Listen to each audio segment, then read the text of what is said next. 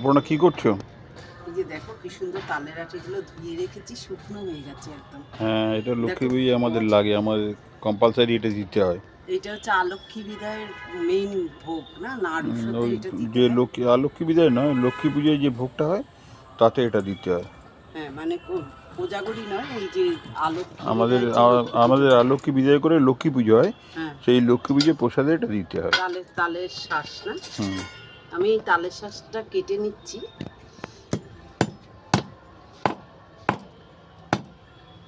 আজকেই সন্ধেবেলা পুজো হবে, বুঝেছো? হ্যাঁ, আজকে সন্ধ্যাবেলায় পুজো হয়।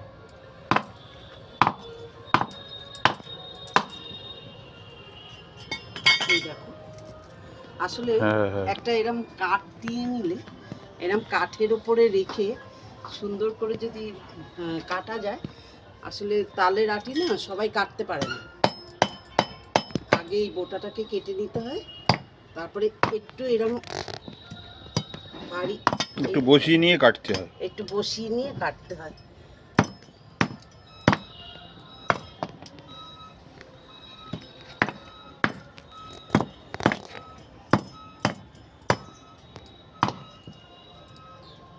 দেখো, তালের আটিটা কেটে নিয়েছি একটা, আর একটা কেটে নেব। আরগুলো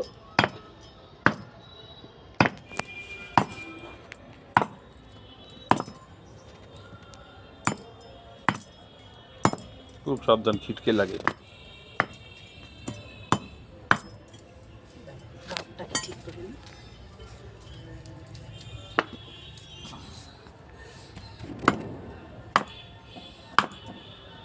হুম, একবার বসাতে পারলে বসাতে পারলে হ্যাঁ হয়ে যাবে। ঠিক হ্যাঁ, ঠিক, এই দেখো, ঠিক আছে, ভালো কি হয়েছে। সুন্দর হয়েছে। আর একটা চেষ্টা করি, দেখো কুকুরটা যাবে আবার। সরে যাও, কুকুর ছুঁয়ে দেবে। যা যা যা যা।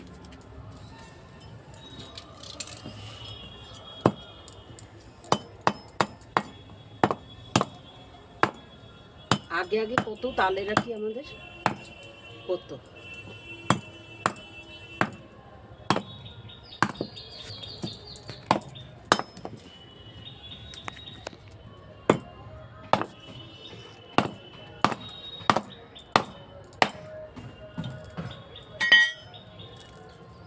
দেখেছো কি হ্যাঁ, সুন্দর খুব ভালো হলো? হয়েছে।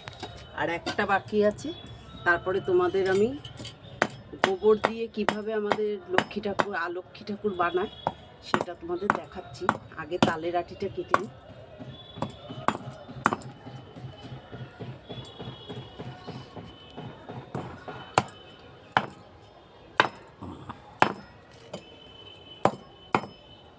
কাপড়টাই খুলে যাচ্ছে।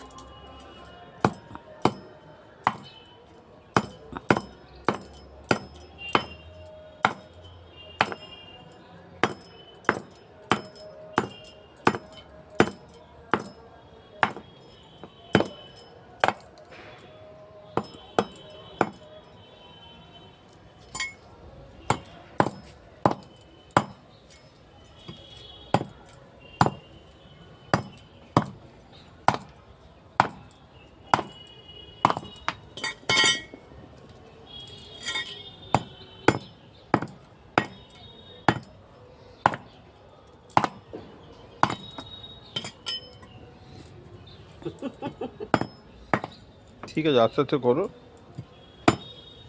এত শক্ত থাকে না আটিগুলো, না কাঠটা ভালো করে। এটাকে একটু ভিজিয়ে নাও, ভিজেলে ওটা বসেই যায়। ওটা বড্ড শুকিয়ে গেছে।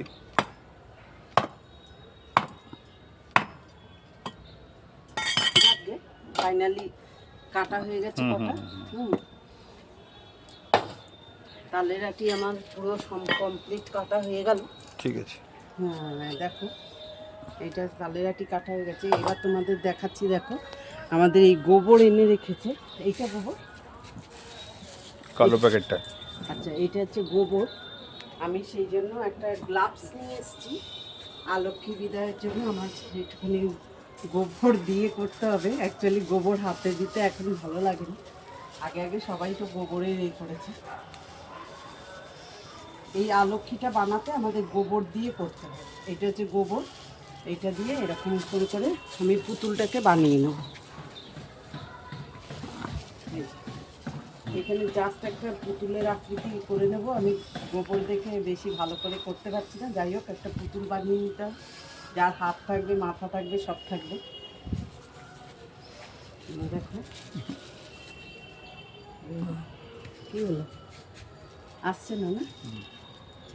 এই যে গোবরটা দিয়ে আমি একটু হাত মাথা করে নেব এখানটা। খুব সুন্দর করে একটা পুতুল করতে হবে।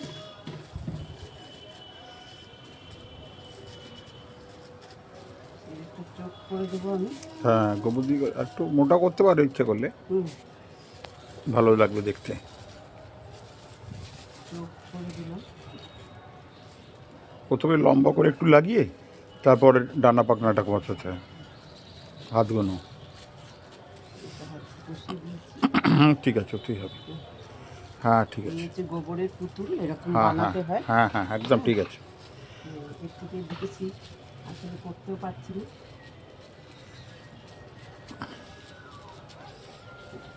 এই হয়ে গেল গোবরের পুতুল। আমি এবার গ্লাভসটা খুলে ফেলবো। ফেলে গোবরটাকে সরিয়ে রাখছি। এইবারে যেটা আমার করতে হবে, এই যে আমার মাথার চুল, এই চুল ছিঁড়ে নিয়ে এই যতটুকু চুল হয়েছে এই চুলটা এখানে গোবরের মধ্যে লাগিয়ে দিতে হবে। হ্যাঁ, মাথার চুল দিয়ে গোবরের দিতে হবে। এই আমি চুল দিয়ে দিলাম। আচ্ছা আচ্ছা, এই আমার লক্ষ্মী তৈরি হয়ে গেল। দেখো আলক্ষ্মী তৈরি হয়ে গেল। এইটা আমি সন্ধেবেলা আমাদের কুলো আছে, সেই কুলো পিটিয়ে নিয়ে যাব। শেষ ভিডিওটা তোমাদের দেখাবো। আলক্ষ্মী এই গোবর দিয়ে এটা বিদায় করে লক্ষ্মী বিজয়টা হবে আর কি। সেটা ঠাকুরমশাই এসে করে দেবেন। এইটা আমাদের একটা তৈরি করতেই হবে।